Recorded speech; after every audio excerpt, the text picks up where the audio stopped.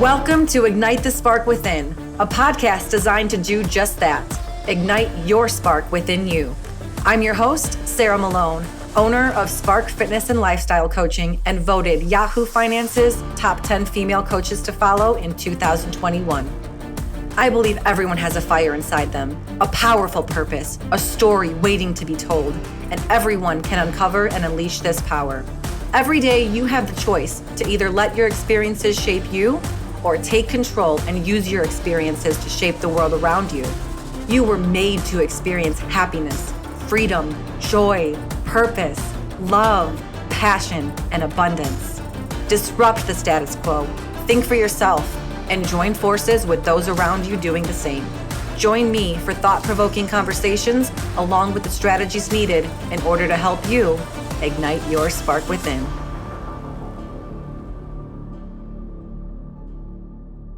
All right, Kayla, thank you so much for joining me on Ignite the Spark Within. It's really a pleasure to have you here as our stories resonate, and I'm sure it's going to resonate a lot with my listeners. So thank you so much. You're welcome. Thank you for the invitation, Sarah. You are so welcome. So let's talk about you. Your work is derived in trauma, specifically trauma-related one-on-one healing. Tell me, what does that even look like? Yeah, great question. So trauma comes in lots of different shapes and sizes. And I believe, based on how I interact with other people, that everyone has experienced some type of trauma in their life. A lot of times we will judge our trauma according to other people. And we're like, oh, well, I didn't have that type of experience that they had. So nothing really bad has happened to me. So I don't need to engage in any type of coaching or any type of healing. Right? Because we think our problems aren't big enough to seek out additional help. And in reality, we all have faced trauma in our own lives, whether it's little traumas, medium-sized traumas, or big traumas. And those traumas, regardless of their size, create havoc on our life because typically we hold on to that trauma, we store it in our body, and it influences how we interact with others, how we interact with the world based on our perception of self, that story we've created about that trauma, if that makes sense. Yeah. And that's so true. One thing I want to point out is the differentiation of the traumas, because a lot of people think that just they have this definition of trauma is like you've experienced abuse or something horrific has happened to you, where trauma can be any disturbance. And so literally all of us have experienced trauma because it's any disturbance along your path of life that you don't heal from. Correct. It's anything that has happened to us that we've taken on as being typically bad about us, or it shows that we're not good enough. And it can be those larger traumas that people associate it with the abuse or neglect or any of those types of traumas. And it can also be smaller traumas of feeling really lonely or feeling left out as a child, or feeling like you're not good enough, whether that was something that was said to you or a perception that you perceived that then impacts how you interact with other people, and you socially isolate yourself or you overextend yourself to attempt to compensate for it. A huge one. Yeah. And people continue those cycles unknowingly in their lives. And they're re-perpetuating that trauma at the same time, right? Like every time you overextend yourself, you're again saying like, oh man, if I don't do this, I'm not good enough, right? I have to prove that I'm good enough. I have to prove. So again, you perpetuate that cycle with the intention, right, of doing something good, not knowing that you're still carrying that trauma on. And a lot of times we push the trauma aside and we attempt to forget about it, but we really never forget about it. Because it's not comfortable to deal with that. Correct. It's not comfortable to deal with it. And in my experience, my family is unable or has been unable to talk about and process some of those emotions based out of, a lack of know-how and know-to. It wasn't part of society to openly share and be vulnerable like it is now. So when you grow up. Is it now though? Do you feel like it is? I would say there's more conversation within the school system about that social emotional learning. Yes.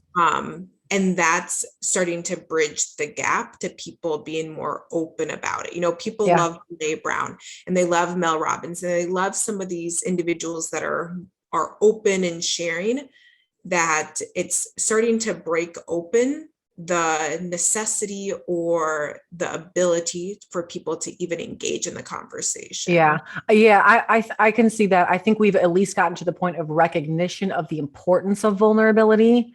I think, like you just mentioned in the school systems, that's one thing I've been heavily passionate about recently, is this whole idea of what education really is. And you're absolutely right. It's taking it back to the roots of, even in the home, teaching our kids how to properly, first of all, identify how they're feeling, why they're feeling that way, and expressing that and giving. And that begins, I think, with safety. Mm-hmm. Creating safe spaces in the home and in the schools, but also creating the opportunity to dive into the tools. So that's why, like, some of the work that you do is so influential and important, because if we could start at the child level, at the youth level, oh man, we would skip so much heartache, not only at an individual level, but at a cultural level. 100%, 100%. And so much of that, from my perspective with adults, is, sometimes adults feel like they have to be above the kids, and just sharing and being vulnerable is going to put them back down at being even keeled with the children, right? Like, if I'm sharing openly how I'm feeling right now, I'm being vulnerable to my child, and that may not be comfortable sometimes for parents admitting that kind of stuff, when in actuality it shows true strength, and you're modeling to your kids exactly, how to be a strong woman, how to be a strong man, like how to be responsible for all aspects of who you are as a person. And that includes that mental and emotional aspect, as opposed to, closing it up, putting it in a little box, shoving it in the corner, and saying you're going to deal with it later, which you don't deal with later. You don't. Yeah. And that's a really good point too, in the home, giving that example of how it's done. So leading by example, because like you said, so many people think that by showing their, I don't even want to say like negative emotions, because there's really no negative emotion. Like, if you're sad, you're sad. Correct. Let's talk about it and let's figure out why. That's weakness, when really it's the opposite. That vulnerability is the strength. That authenticity is the strength. So modeling that, parents, both in your relationship with your partners and then in your relationship with the kids, is, hey, maybe the best platform to start that conversation with a child is by you opening up about one of your big struggles.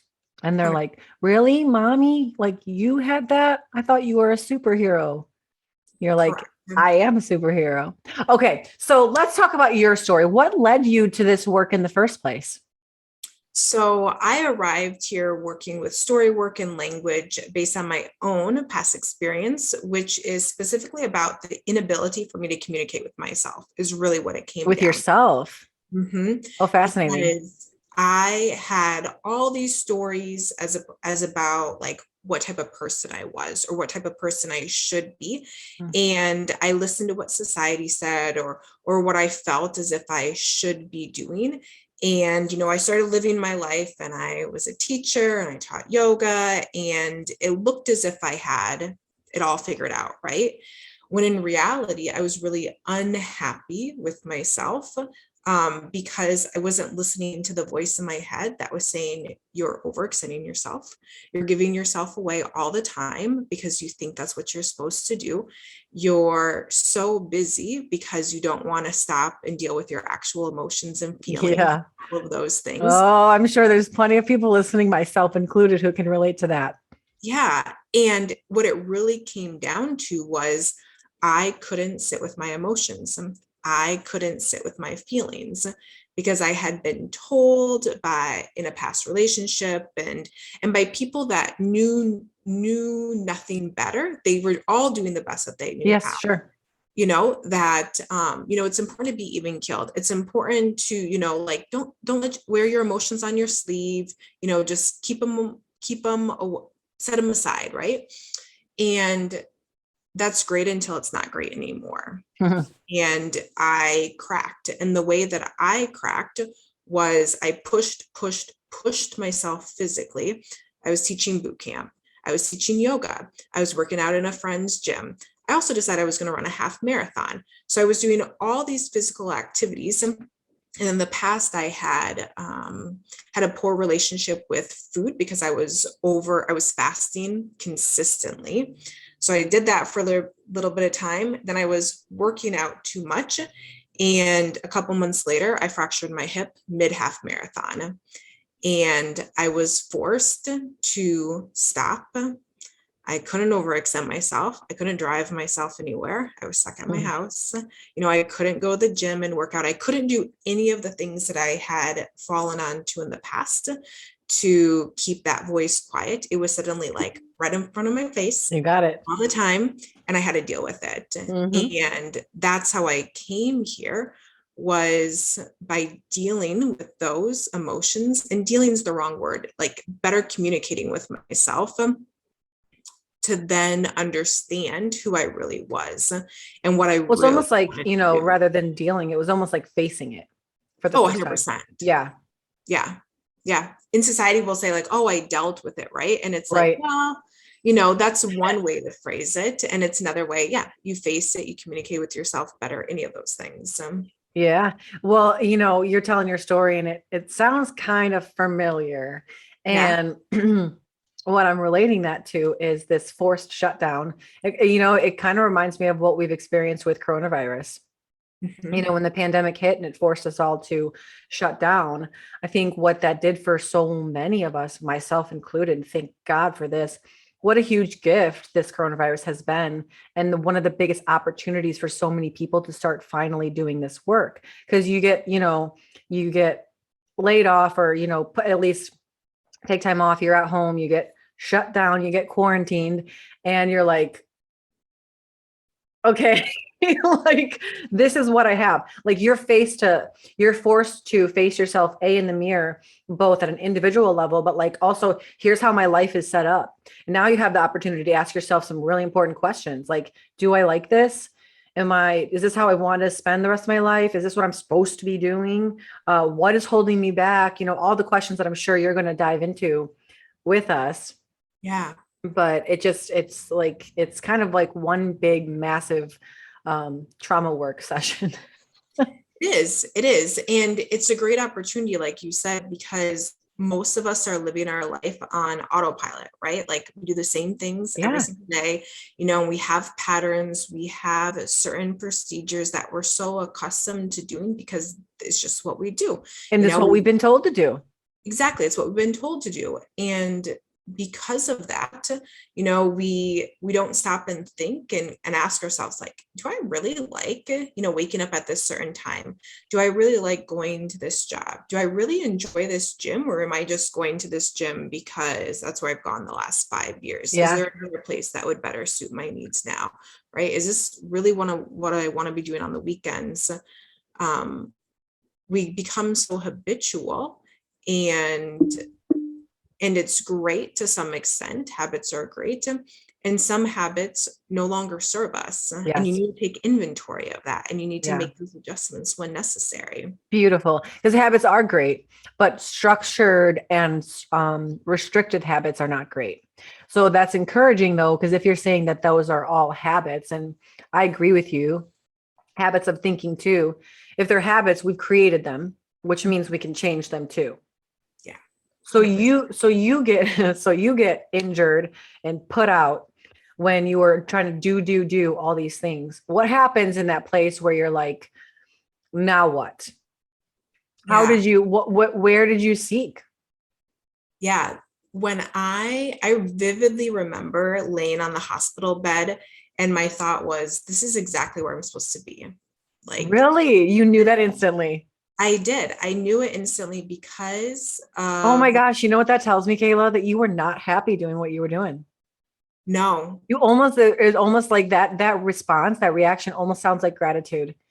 It was complete gratitude, because like 2 months prior to that, I'd come home from teaching a boot camp class, and I was working at my friend's gym. So I'd been gone all morning, working the whole morning. And I remember coming home into my living room and like kneeling on the ground and just setting my forehead on the carpet. And I was like, you're killing yourself. You are killing yourself right now. You have got to stop. And then I looked at the clock and I was like, well, I have to go do this now. So I better get up and leave. Right. And that's where the thought ended. Yet I remember that moment because it was like, I had a visceral reaction when I was like, you're harming yourself. I know you're harming yourself. Fast forward a couple months later, I'm in the hospital bed. It's like, thank God I'm here. Yeah. You were ready for that break. I was ready for the break. Exactly. And immediately after the break, it was a change in perception. It was a change in action. Now it was more about what can I do to take care of myself and who can I assist in taking care of me, as opposed to how can I take care of everybody else? What does everybody else need? Yes. So now all my attention was directed inward, so I could do something different and focus on the person I had neglected the most, right? Myself, throughout that whole process of the previous years. So that looked like me just sitting with myself for longer periods of time, reading books, watching TV, like finding pleasure in being by myself as opposed to always needing to be around other people. Yeah. There's a common theme in talking to these women that I've been interviewing. And what I'm finding is that this idea of pleasure has been almost wired into us to be like almost gluttonous or indulgent, and that we shouldn't seek pleasure. But truly, in the feminine nature, and might I just add here, men, you have feminine in you as well. So this feminine masculine dynamic that we have here, the feminine is all about pleasure. And so we come alive more when we can operate our lives from that space where, and sometimes it may not even look like changing so much about your logistical setup of your life. Maybe like you just did, is a different perspective and approach that you're taking, where you're like, I'm truly like, I feel pleasure doing this, and I didn't before because it's a new mindset. Or maybe it looks like completely shifting your whole lifestyle. Like you added in a lot of things, and sounds like you had to take out a lot of things too, because you only have so much time. But you're shifting now your perspective towards seeking pleasure in the things that you do. Correct. And asking myself, what is it that brings me pleasure, Yes. as opposed to what brings other people pleasure? Yes. Because I was a serial people pleaser. It was always about pleasing other people. And then the person that was never pleased was myself in that process. And everybody else suffers in that process too. Yeah, everyone else suffers because I'm really not being my true self at that point in time, right? I'm a chameleon. I'm changing for the people that I'm around, as opposed to being firm and strong in who I am as an individual, and then showing up as that person, regardless of the individual that I'm around. You got it. Yep. So that's where the journey took me, was who am I? Like, what do I really like to do? How do I really want to spend my time? What do I really want my weekends to look like? And then those were the questions that I started answering. And then eventually that led me to Paleo FX, which is where I met Mark England and Mike Bledsoe. And then I started getting involved in Enlifted at that point. Oh, that's so cool. You know what I love about that is there's it takes courage to do that. It takes courage to step out and truly live a life where you're asking yourself, like, what lights me up? Not what should light me up, or what lights society up, or probably not even that. But that takes courage to step out and truly go on a solo journey into finding that. And then you get introduced to the people that your tribe. You got introduced to the tribe of the Enlifted community, where you learned more about story work. And so that's what you're doing now with clients. Yes. Correct. Now I'm doing story work with clients, and also doing workshops and seminars for businesses and schools as well. Oh, you are. Yes. That is fantastic. I'm so happy to hear about that, because that was like an epiphany moment I had a couple of weeks ago where I was like, because I do this mastermind too, but you do something different than I do, and of course I do something different than you do. But bringing these types of things to schools and even places of work where people can start doing this, like that's how we change the world. 100%. And it's also that understanding that this is another type of wellness. Yes. Everyone appreciates their health insurance, and it provides a lot of value to a lot of people for what their needs are. And this is another type of healthy lifestyle mindset communication that will benefit people in another way that is an added bonus to their health insurance, or it's an added bonus to what they're already receiving. And it's more sustainable over time because it's something that you practice on yourself. Mhm. You don't need an insurance carrier. You don't Yep. need to file claims. You don't need to do any of that paperwork. It's a consistent internal evaluation of yourself to make sure that you're living in alignment, and then that Mhm. impacts all aspects of a person's health. Mhm. Yeah.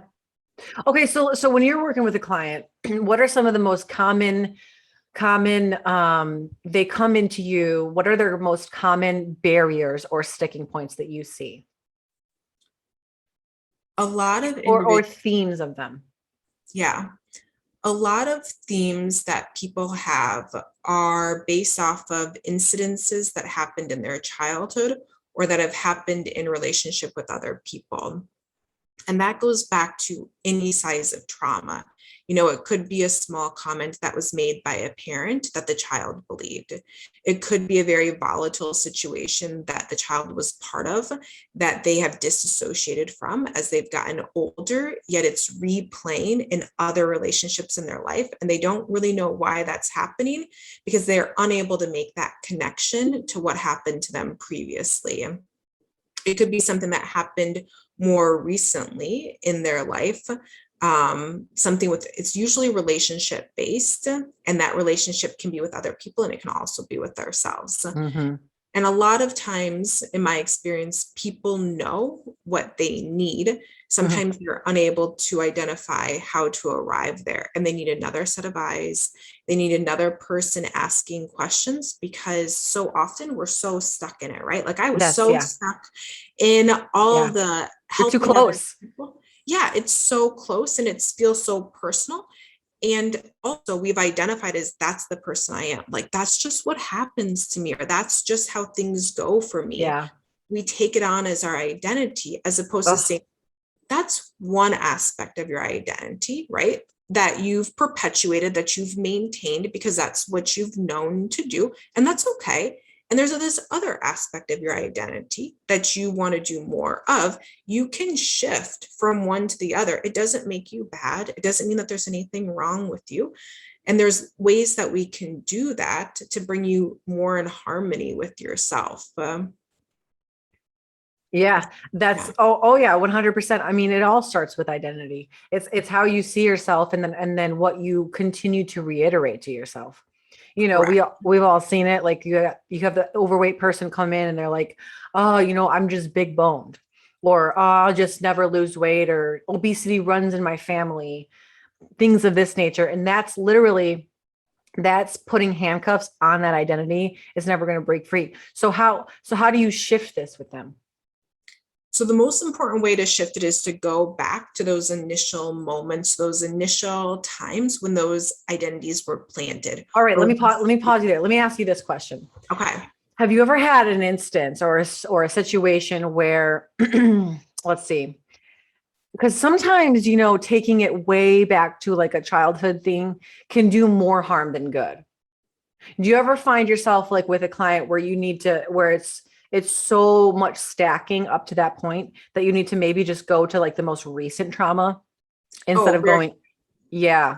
yep. So a lot of times the questions that I'll ask are, what does this remind you of? Or, if there's a certain feeling or sensation that they have, what does that remind you of?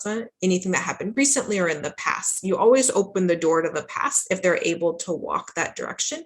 And if they're only able to stand still where they are right now and to see what's happening around them right now, that's a great starting point for them. And then as they work through some of the stuff in the moment, they have the potential to go back when they're able to. And I never want to force anyone to go back because they haven't typically made that connection yet, if there is a connection to be made. And sometimes they only see the present, and that's their issue. And you want to give the client whatever they want, right? Like, you want to help in the present, I will help you with that. And then when you're ready and you want to go back to the past, we can trace it back however it's feasible for them. And that's the best type, in my opinion, the best type of healing is meeting the client where they're at. And a lot of times the stuff does trace back to the past. And if we get there, we get there. If we work and we free up some of the present, that's still beautiful, because it's still going to benefit them moving forward and right now. Yeah, beautiful. And so how do you free up that present if they're only able to see right here, right now? How do we begin freeing that up?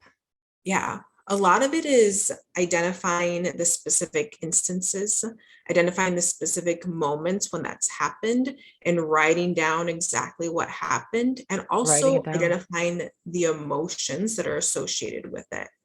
Because if you can identify some of the emotions that you're feeling, and for me, in my experience and with clients, if they can identify how they're feeling accurately, it loosens up some of the burden for them as well, because they're communicating with themselves well. You know, I'm feeling very upset right now. I'm feeling very unheard right now, as opposed to, you know, I'm not happy. I'm mad. Yeah, there's a totally different sensation when you land on that correct feeling, when you land on that correct emotion. It's that communication to yourself of how you're feeling, that acknowledgement of self. Yeah, that is what I'm feeling right now. And then you can move through it much faster, because there is that communication that's occurring, as opposed to mislabeling and pushing it aside. Yeah, well, and anything in the dark, it's like you're taking away the power from it. By speaking it out, you can kind of take a breath, because you were keeping it in there. You could take a breath of like relief of, oh, okay, that's out of there now. Correct. Out of the dark. Exactly. Yeah, I love it. So I was going to ask you something else too. All right. So, you know, I'm a coach too. Yep. And we're dealing with people all the time. So how have you found ways to manage your own energy in this? Because we are, you know, we have visible and individual boundaries. And this is, I guess we can speak to people who are not a coach in this too, but when you're an empath, or when you were dealing with people and you're serving people and you're healing and teaching and any professions of this nature, it can be draining, or you can take on the energies of other people. But like I said, you have like the physical and the invisible boundaries. How have you been, what tools have you implemented with yourself in managing this?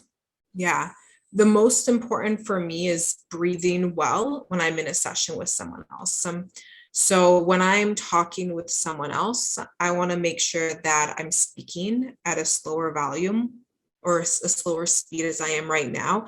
I want to keep my breath low. I want to keep my breath slow. Low and slow. I don't want to upregulate myself and start breathing into my chest and come into a stress response, because then I'm going to trauma bond. I'm going to become stressful, just as the client is, or just as the other individual is. So I want to make sure that I'm breathing low and slow, and I'm in possession, I'm in power of my being. And it's also incredibly important for me to show up well in the aspect that I'm sleeping well, I'm drinking quality water, I'm eating well, and I'm moving my body, so I can move those sensations, I can move that energy out of my body. And it's also being playful with it too, right? Like, I may jump on a trampoline, I may go for a hike with my dog, you know, I may do cartwheels, you know, all of this, I just want to point out, all of this is physical. Yeah, because we're such energy sponges, and we need to, especially, you know, you gotta let it, take it in and be able to let it out. And moving the physical body is the best way to do that. 100%.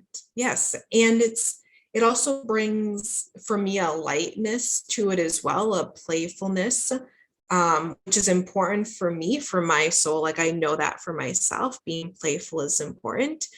And also surrounding myself with people I admire, people that I respect, and maintaining my vision and maintaining the direction that I want to go is also incredibly important for me. Because, I have big goals, you have big goals, other people have big goals, and keeping myself in alignment with those, because that settles well within me. Oh yeah. You've got to stay focused on the vision that you have for yourself. Where your focus goes, your energy flows. 100%. Yeah. Beautiful.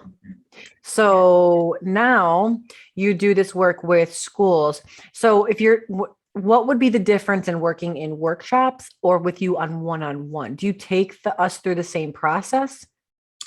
It's going to be different in the aspect of working with the group. The questions are going to be more open-ended and general questions for the group, as opposed to one-on-one work is more specific to the individual and what they wrote down.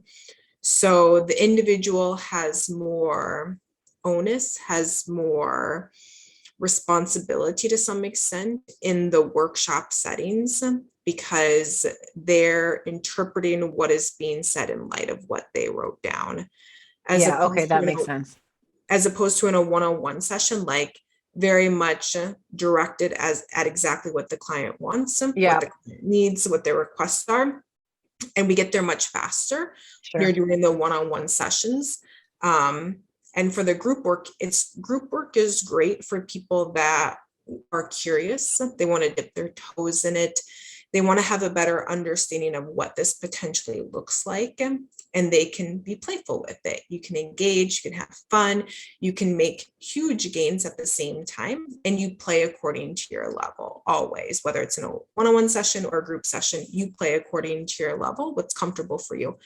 As you said earlier, right? They may not want to go back to the past. That's great. Work here in the present, because you're going to gain a lot in that journey as well. Yeah, I think that's important for people to realize, because it's just so interesting how different human beings are. Some individuals go into it like yourself. You didn't have you weren't in prison, homeless, getting raped on the streets type of trauma to get you to a place where you were curious about unraveling this and creating your own life. Some people, it takes them to that place. And then some people just come into this completely curious, this hunger for growth, and then others are I can't go there. Their minds just won't go there. Correct. And it's just important to know, hearing you say that, hey, whatever it looks like, whatever it is, it's okay. Bring it wherever you are, and we'll meet you where you're at. 100%. Because I've been in both shoes. I've been the individual that wants to dive in. That's the person I am now. And the person I was before was, it's just a little more trepidatious, totally. A little more unsure about what it looked like. Because at that point, right, I was still very held on to that other identity. And what does it mean about me if I change? What is other people going to think? What am I going to think about myself? Who am I going to lose if I change? Exactly.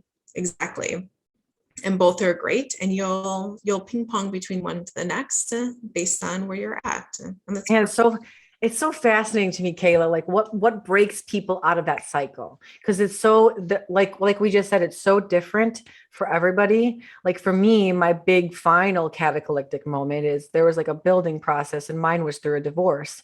And then that's when I was just no more. It was almost I don't know, just a zero tolerance of whatever it is. I don't care. I'm going to face it. Yeah. Even if it's within me. And, whatever was holding me back before was exactly that same thing, that story of, well, what if I lose him, or what if they don't like me, or I'm going to be rejected. And it's always a fear of loss of something. Mm-hmm. But go ahead. No, I was going to say, one of the things we talk about in Enlifted is, and that I talk about it as well, as it's the decision. Like, you made that decision, like, I'm doing this. Regardless of what happens, this is the path that I'm on. This is what I'm going to do. And sometimes it takes us a while to decide because we get pulled in other directions until finally we make that decision. And then that's the only decision. There are no other options. You've cut all other options off. This is you burn the boats. Yeah. You're going to burn everything else to the rest and you're moving forward. Yeah. And that's where it changes. Once you've made that decision, you know it internally, you're lit up and you're going. Yeah. It's an internal, it's like they say rock bottom, and really rock bottom is an internal place that you get to when, like you said, you just make that decision and you go. Mm-hmm. So everyone's journey is so unique and it looks different. It takes different amount of buildup, but I think, and you can probably agree with me that everybody does eventually get there. Maybe in this life, maybe in the next one, Yeah. I'm a big believer in past lives and the continuation of whatever we need from one life to the next. In order to get us to our destiny. Yeah. Yeah. And while it may not happen for, an individual in this life, that's okay. Because you're making, in my opinion, you're making progress in this life that's going to get you there in the next life. Yeah. And that's beautiful. Like, I will cheerlead you. I will support you every step of the way because I'm for that soul's growth. I am 100% going to help you achieve wherever you need to be. Yeah, that's beautiful. I love how you call them souls, because we're all just a bunch of individual souls on this journey to destiny. I'm curious to know your thought on this because we were talking, just for the listeners' knowledge, we were talking before this about, ascension and energies and all of that good stuff. I'm curious to know if you think that we have so much choice over the timeline of our destiny, or do you think that that's a determined thing? And I'm just curious. Yeah. And what I mean by that is like, our souls will continue kind of going through this process until it gets us to our destiny, but destiny will have its way no matter what. Yeah. But I feel like in any one individual's lifetime, there will always be the opportunity to complete that cycle in that one lifetime. It's just up to us if we're going to seize the opportunities or not. What are your thoughts on that? Yeah, that's a great question. I would say that there's always the potential. There's always the potential for things to go one way or the other. And a lot of it, I would say, is based on our choices and our perceptions and what we're willing to do or what we're not willing to do. And the beautiful thing is regardless of where you are in your life, whether you're 22, 35, 60 years old, that decision, that choice is always there for you. Yes. And regardless of what age you decide to make that choice, it has a profound impact on your soul. It has a profound impact on your life and everyone around you. Everyone. Yes. Mm-hmm. Yeah. The universe. Yeah. Yeah. And it's beautiful for me to think about a soul's journey across lifetimes and the resiliency of who we are at the depth of our core, that we're like, I'm coming back. I'm gonna keep going on this journey. I'm gonna go and figure it out. Oh, yes, that's beautiful. I never even thought of it that way. Yeah, the persistence and the strength that we all have internally in us to seek where we're going. Mm-hmm. True north. Even if it's cloudy at times, even if it's pitch black at times in our lifetime, like that north is still there. We still know it. And we're still going to get there. Yeah.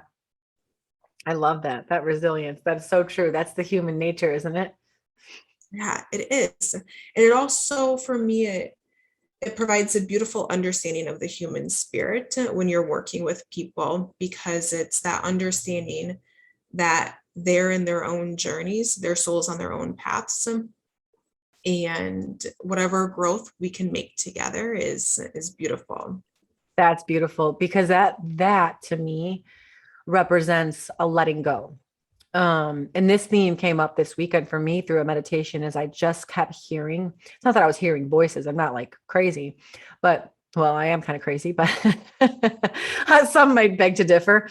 But I kept hearing this voice, and it was more of an energy that was, speaking. I heard it is two things: is surrender and let go, and surrender and let go. And so this letting go, I've had it my whole life, where I had to know everything, had to be in control of everything. I had to jump out in front ahead of things. Like I wanted to find out before something bad happens or something falls out from underneath my feet. And for you and for me too, working with people and healing people, is this ability to detach yourself from their journey just enough to where you're not taking that on as your responsibility, but you're understanding like, hey, this is just part of the journey. And wherever they are at this journey, I'm here to assist at the right time, in the right way, and that will continue them on their path as needed. And that was huge for me, because it was like, if I wasn't able to help somebody the way that I had planned in my blueprint, then I was like a failure. Like, well, what didn't I do? What was I not living up to? And it's like, no, you served your purpose. Exactly. And that reminds me of my belief in soul contracts, right? Like we come into other people's lives for various amounts of time, for various purposes, to teach them or show them something specific. And we fulfill that contract. And then we've allowed them and we've allowed ourselves to move on to the next individual that we're going to learn from and learn with. And, in the past, I would have this negative association with like a short contract with a person, whether it was like a romantic relationship or something and it's like, well, that served a purpose. There was something that I was gifted because of that. And that's okay. Yes. That's okay. I totally relate to you. I think a lot of people can, because we're all so similar. We're different. We're so different, but we're all the same. Is those shorter soul contracts where you're like, no. And there's that rejection piece again, because it was a shorter soul contract. It was like, maybe it was so impactful, but short, that you're like, that now you're like, you feel this massive amounts of rejection.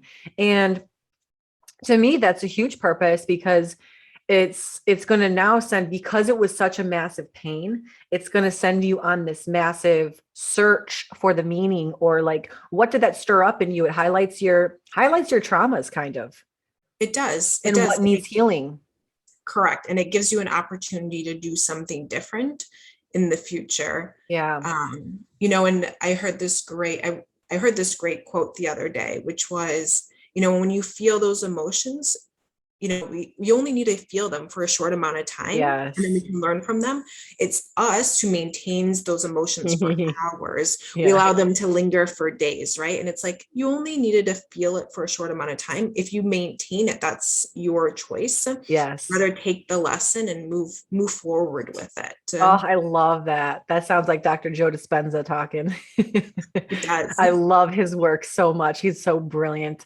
But that is so true, because I think he said the quote also about the percentage of thoughts that we think per day, over 5,000 thoughts. And the majority of them, large majority of them, are the same thoughts that we thought yesterday.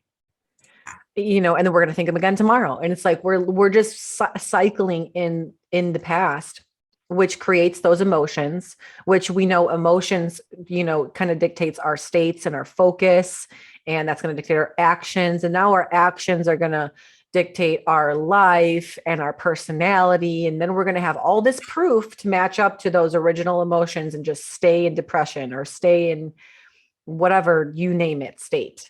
Exactly. It goes back to the previous part of our conversation when we were talking about COVID, and living in those patterns and living in those habitual cycles. While you live it physically by your actions, you also live it mentally with your thoughts, right? Yep. And it's not until you take an analysis of both of them that you can change your actions and you change your thoughts in your head. So you can do something different, or you can perceive something different about yourself. Yeah. So what would be, and this will be my just kind of wrap question, what would be one tool? So if people find themselves in this spiral, this loop, because it's a spiral, Yeah. You know, one thing I'm hearing you say, it just makes me think like, okay, then we have to just break the pattern. Like if you can break the pattern. So what's a tool that people can use on their own to just start this work for themselves? Yeah, I'll go back to what we were just mentioning about those habitual thoughts that we have all the time, every single day on repeat in our heads. And a lot of times it's the same 5, 10 thoughts that will continue to cycle again and again and again. And I would invite people to take an audit of their thoughts. So get a piece of paper. And once you have some thoughts that keep circling in your head, write them down and do that for a couple of days. And then take 10, 15 minutes, read through those thoughts that keep cycling, see which ones are the repetitive ones. And are those really the thoughts that you want to continue to think about yourself? And are they accurate? Because a lot of times those thoughts may be accurate sometimes, and they're not accurate other times, or they're only accurate 20% of the time, but we think that they're accurate 100% of the time. So check the accuracy of the statements and identify if there's other thoughts that you would rather think more consistently about yourself. One of my tricks is on my phone, I will put an affirmation as my screensaver of something that I want to remember about myself. And I'm training myself every single time I pick up my phone to remember that thought about myself. And I'm growing that muscle every single time I look at my phone. So that thought becomes more ingrained than those other true negative thoughts that were cycling in my head before. Yeah, I do something very similar. I have a list of 10 words, which has grown over time and changed over time too. But literally, I will, music moves me. It's like my soul is like a musical soul. So I always listening to music. And then I have a note in my phone as well. I read those 10 words out loud now. And now I've kind of modified this to where I'm reading them out loud and I'm moving my body too. And I'll get like funky with it. I'm like, and I'm vibrant and I'm a leader and I'm humble. And you just back to the fun thing. It's so much fun when you can make yourself laugh and you can make yourself smile. There's so much joy. So much. And all of those positive emotions, love, joy, passion, just energy in general, it really helps to ingrain those more, because now not only are you graining it like, okay, I'm reading it. That's one thing. I'm going to sit here. Okay. Getting your physiology involved, it literally rewires your DNA. There's scientific proof of that. So if you want to literally change the way you think, change the neural pathways in your brain, put an action to it too. 100%. Love 100%. this. That's awesome. Love this. Love the dancing. And I've added in there recently, and I'm sexy and I'm feminine and I'm hot. So so you got to tap on all the sides, it's like, who do you want to be? And also, who do you know yourself to be? We all know who we are at our core. I think we do. It's just getting in touch with that. It's removing, like what you do. It's removing what's blocking you from doing that. Yeah, it goes back to communicating with yourself, right? You are kind of like a chiropractor with words. Yes. Because chiropractor's job is all about removing the obstruction to allow the body to do what it needs to do. And you do that with their words and their thoughts. Yeah. What a great analogy. Thank you. That's beautiful. You're welcome. You're a language chiropractor. Language chiropractor. That's a new one. You can bring that to the Enlifted team. I'll bring it down the meeting on Thursday. All right. Is there anything that you want to share that I was missing here? One part that I would want to mention as well is I also work with kids in one-on-one coaching as well. And I want to remind parents that kids see things and kids feel things just as parents do. And think back to your own childhood, the things that you saw, the things that you believed about yourself when you were a teen or younger. And this work can help all ages, as we mentioned. And the beauty of it is when you know more at a younger age, it's going to impact everything moving forward. Everything upstream changes. And it's a beautiful gift to give yourself, regardless of what age you are. And it's a beautiful gift to give to the children in your life and the children that you love, to empower themselves to communicate better with themselves. Beautiful. And sometimes it's a beautiful gift just to give to yourself so you're prepared to avoid the traumas being passed on to those kids. You're absolutely right. They model it. They model what they see and believe love is, what communication is, what passion and purpose is. And like you said, the language with yourself and with each other. It's beautifully said. Yeah. Thank you. So I always ask one final question out of my own curiosity, because I have a very curious mind. If you could receive a compliment, what would be the best compliment that you could receive as an individual?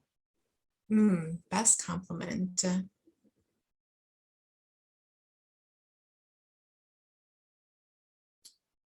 The best compliment that I could receive is for someone to say thank you for making a difference.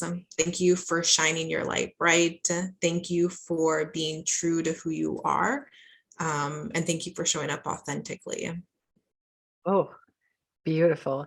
It's funny because it's such a simpleton question, it feels like. Yeah. But it always gets people like, oh, that's a good question. I never thought about that. Yeah. And I love it. I was like, if anybody ever asks me that, I'm going to just say the best compliment I could receive is just thank you. Yeah.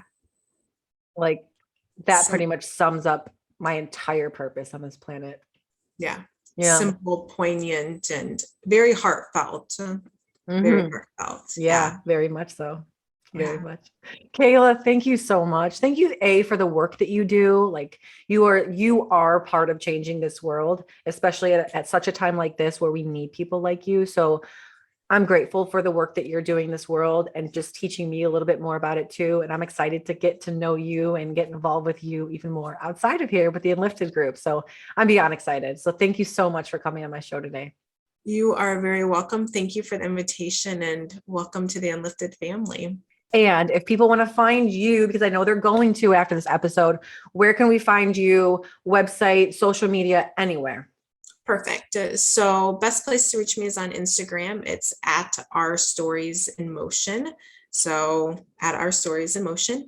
And the website is www.ourstoriesinmotion.com. Awesome. I will link all of this in the show notes, guys. So if you can't remember this, head to the show notes and check her out. Give her a follow. You're not going to regret it. And until next time, guys, we will talk to you very soon.